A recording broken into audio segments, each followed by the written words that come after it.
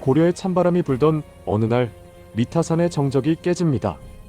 여러분, 한번 상상해보세요. 당시 최고의 권력자였던 이민이 취해 잠든 그 순간 칼날이 그의 목을 스칩니다. 그 칼을 든 사람은 다름 아닌 최충원이었습니다. 이민의 머리를 잘라 개경거리에 내걸었을 때 백성들은 환호했을까요? 아니면 공포에 떨었을까요? 최충원은 단순히 권력을 잡은 게 아닙니다. 그는 판을 바꾼 사람이었죠. 자신을 죽이려 했던 자객들을 역으로 이용해 정적들을 하나둘씩 제거해 나가는 그의 모습은 요즘 말로 하면 심리전의 대가였습니다. 최충원이 왕 앞에서 당당하게 왕을 바꾸겠다고 선포하던 그 순간 고려의 왕은 이름뿐인 존재가 되어버렸습니다. 그는 명종을 폐위시키고 신종을 세우며 자신의 마음에 들지 않으면 언제든 왕을 갈아치울 수 있다는 것을 몸소 보여주었죠. 그가 휘두른 칼 끝에는 자비란 없었습니다. 동생 최충수조차 자신의 권력에 걸림돌이 되자 가차없이 제거했던 그 냉혹함, 여러분은 상상이나 가시나요? 권력이란 무엇이기에 피부치까지 버리게 만들었을까요? 고려판 스파르타쿠스를 아시나요? 바로 최충원의 산업이었던 만적입니다. 왕후장상의 시가 따로 있느냐라는 이 한마디는 800년이 지난 지금도 우리 가슴을 울립니다. 하지만 이 위대한 외침 뒤에는 최충원이라는 거대한 벽이 있었습니다. 만적이 반란을 모의했다는 소식을 들었을 때 최충원은 당황했을까요? 아니었습니다. 그는 아주 여유롭게 그리고 잔인하게 대응했습니다. 수백 명의 노비를 산채로 포대기에 싸서 예성강에 던져버리는 그 잔혹함. 여러분, 강물이 붉게 물들고 비명이 가득했을 그날의 예성강을 떠올려 보십시오. 최충원은 만적의 목소리를 잠재우며 노비들에게 공포라는 문신을 새겼습니다. 꿈을 꾸는 자는 죽는다는 것을 보여준 셈이죠. 하지만 아이러니하게도 최충원 본인 역시 하급군인 가문에서 일어나 최고의 자리에 오른 인물입니다. 자신은 씨를 바꿨으면서 남의 씨는 인정하지 않았던 그 모순. 그것이 바로 권력의 본질이었을까요? 잠시 여기서 이야기가 흥미로우시다면 구독과 좋아요 한 번씩만 부탁드립니다. 최충원의 아들 최우, 그는 아버지보다 더 영리했습니다. 몽골의 기마병들이 고려 땅을 짓밟을 때 최우는 어떤 선택을 했을까요? 백성들은 죽어나가도 내 권력은 지켜야겠다는 생각이었을까요? 그는 전격적으로 강화도 천도를 결정합니다. 바다를 무서워하는 몽골군의 약점을 정확히 파고든 것이죠. 하지만 여러분, 강화도로 옮겨간 그 화려한 궁궐들을 생각해보세요. 육지의 백성들이 몽골군의 칼날에 쓰러지고 자식들이 포로로 끌려갈 때 강화도의 최씨 정권은 연회를 즐기고 있었습니다. 강화도는 낙원이다라고 외치며 육지의 비명에 귀를 닫았던 그들. 요즘 말로 하면 안전한 벙커로 혼자 숨어버린 지도자와 같습니다. 물론 덕분에 고려의 문화유산이 보존된 측면도 있지만 30년 넘게 이어진 항전의 고통은 오로지 백성들의 몫이었습니다. 최후의 이 결정, 여러분은 어떻게 평가하시겠습니까? 전략적인 승부수였을까요? 아니면 비겁한 회피였을까요? 우리가 세계문화유산으로 자랑스러워하는 팔만대장경. 그 거대한 역사가 바로 최후 집권기에 완성되었다는 사실 알고 계셨나요? 몽골의 침략을 부처님의 힘으로 막아보자는 절박함이 담겨 있죠. 하지만 이 이면에는 최씨 정권의 치밀한 계산이 깔려 있었습니다. 백성들의 흩어진 마음을 종교라는 이름 아래 하나로 묶는 것만큼 효과적인 통치술은 없었거든요. 경판 하나하나를 깎을 때마다 백성들은 눈물을 흘리며 구군을 빌었겠지만 최후는 그 모습을 보며 자신의 권력이 공고해짐을 느꼈을 겁니다. 부처님이 우리를 지켜주신다는 믿음은 곧 그 부처님의 뜻을 받드는 최씨 일가를 따르라는 메시지와 같았으니까요. 신앙마저 정치의 도구로 활용했던 최후의 노련함, 정말 혀를 내두를 정도입니다. 여러분, 삼별초하면 무엇이 떠오르시나요? 대몽항쟁의 상징이죠? 하지만 그 시작은 사실 최씨 일가의 사병이었습니다. 최충원이 만든 도방은 밤낮으로 그의 집을 지켰고 최후가 만든 야별초는 삼별초의 모태가 되어 최씨 가문의 손발이 되었습니다. 국가의 군대가 왕이 아닌 일개 가문을 위해 존재했던 시절, 그들은 최씨 일가의 말 한마디면 왕궁도 포위하고 반대파의 목도 서슴없이 뱄습니다. 훗날 몽골의 끝까지 저항한 삼별초의 기계는 높이 사야 마땅하지만 그 뿌리가 권력자의 경호실이었다는 사실은 참으로 씁쓸한 역사의 단면입니다. 공적인 시스템을 사유화했을 때 어떤 일이 벌어지는지 최씨 무신 정권은 아주 적나라하게 보여주고 있습니다. 인사가 만사다라는 말, 시니어 여러분도 잘 아시죠? 최후는 자신의 집에 정방이라는 기구를 설치했습니다. 국가의 모든 관리 임명권이 왕궁이 아닌 최후의 집 사랑방에서 결정된 겁니다. 벼슬을 얻고 싶은 자들은 왕이 아닌 최후에게 줄을 섰습니다. 금은 보화를 싸들고 최후의 집 문턱이 닳도록 드나들던 관료들의 모습 상상이 가시나요? 최후는 앉아서 전국의 인재 정보를 손바닥 보듯 파악하고 자신의 충복들로 조정을 가득 채웠습니다. 왕은 그저 최후가 가져온 명단에 도장만 찍는 결제 로봇에 불과했죠. 시스템을 장악한 자가 세상을 장악한다는 진리를 최후는 너무나도 잘 알고 있었던 겁니다.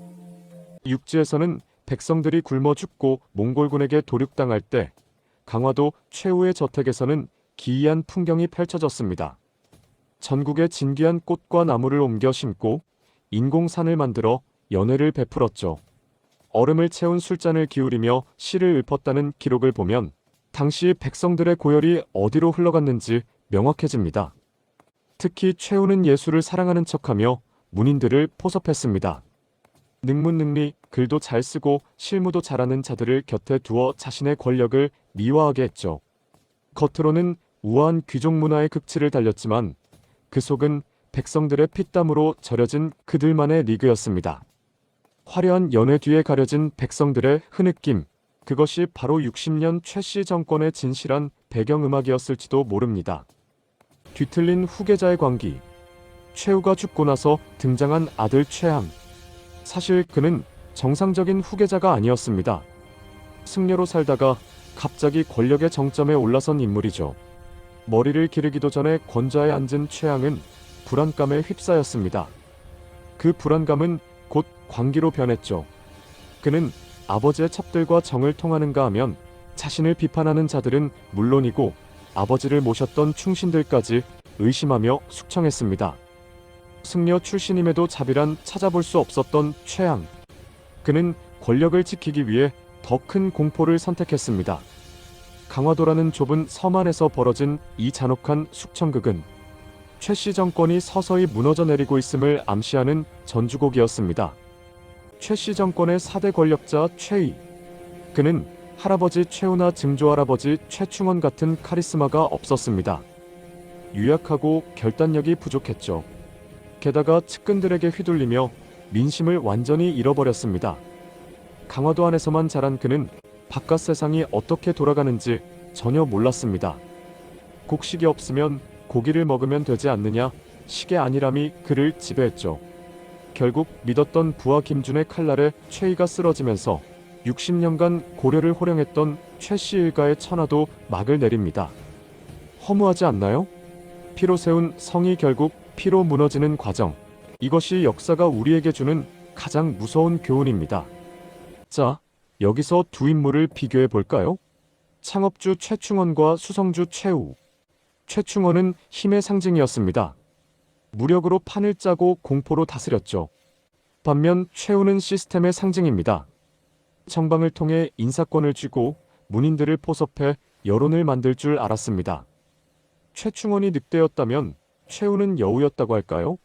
가치관 면에서도 최충원은 오로지 생존과 지배에 몰두했다면 최후는 문화와 예술이라는 세련된 옷을 입히려 노력했습니다. 하지만 그 본질은 같았습니다. 국가 위에 군림하는 가문. 그들의 선택은 고려라는 나라를 몽골의 침략 속에서도 버티게 했지만 동시에 왕권을 무력화하고 백성들을 극한의 고통으로 몰아넣었습니다.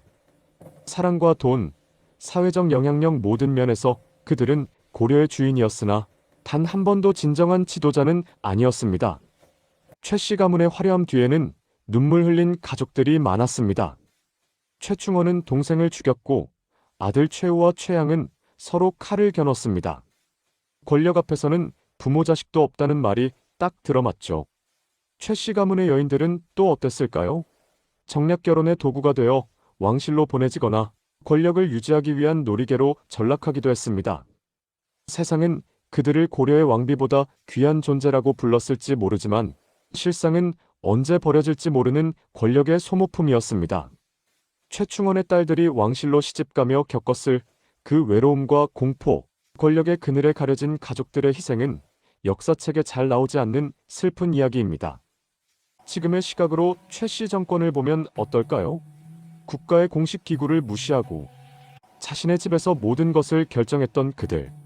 요즘 말로 하면 비선실세의 끝판왕이자 국가 예산을 마음대로 주무르던 초거대 재벌과도 같습니다. 그들이 구축한 도방이나 정방은 현대 사회의 사조직이나 정경유착의 원형처럼 보이기도 합니다. 역사는 반복된다고 하죠. 공적인 가치보다 사적인 이익을 앞세웠을 때 공동체가 어떤 대가를 치르는지 최씨 무신정권 60년은 우리에게 아주 생생한 시뮬레이션을 보여줍니다. 시니어 여러분은 이들의 모습을 보며 어떤 현대사의 인물들이 겹쳐 보이시나요? 역사적 사료가 부족한 부분에서는 재미있는 항설들이 많습니다. 최충원이 사실은 왕이 되려 했다는 이야기가 대표적이죠. 실제로 그는 왕만이 누릴 수 있는 의례를 갖췄고 자신의 생일을 경절이라 부르게 했습니다. 하지만 역사학자들은 그가 왕이라는 명분보다는 실리를 택했다고 봅니다.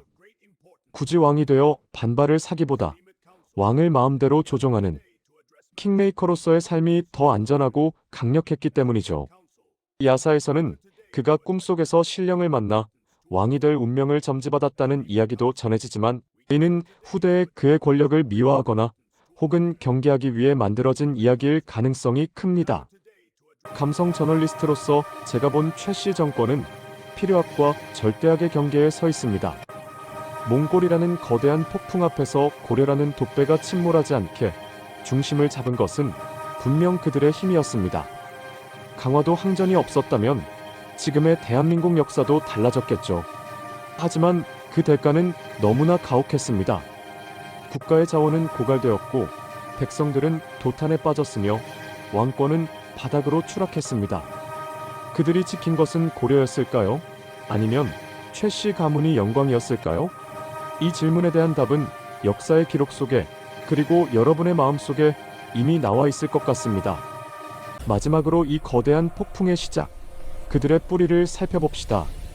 최충원은 경주 최씨 가문 출신입니다. 본래 문벌 귀족이었던 가문이 무신난을 거치며 무관으로 변모했죠. 그의 아버지 최원호는 상장군을 지낸 평범한 무신이었습니다. 최충원이 처음부터 이런 야망을 품었을까요? 아마 아닐 겁니다. 혼란스러운 시대가 그를 깨웠고 그가 가진 냉혹한 천성이 기회를 포착한 것이겠죠. 개경의 한 구석에서 자라나 전국을 호령하기까지 최씨 가문의 시초는 그리 화려하지 않았습니다. 하지만 그 끝은 고려 역사의 한 페이지를 통째로 삼켜버릴 만큼 거대했죠. 60년의 세월, 4대에 걸친 권력의 흥망성쇠. 그 시작은 한 무명의 무관 가문에서 흘러나온 작은 물줄기였습니다.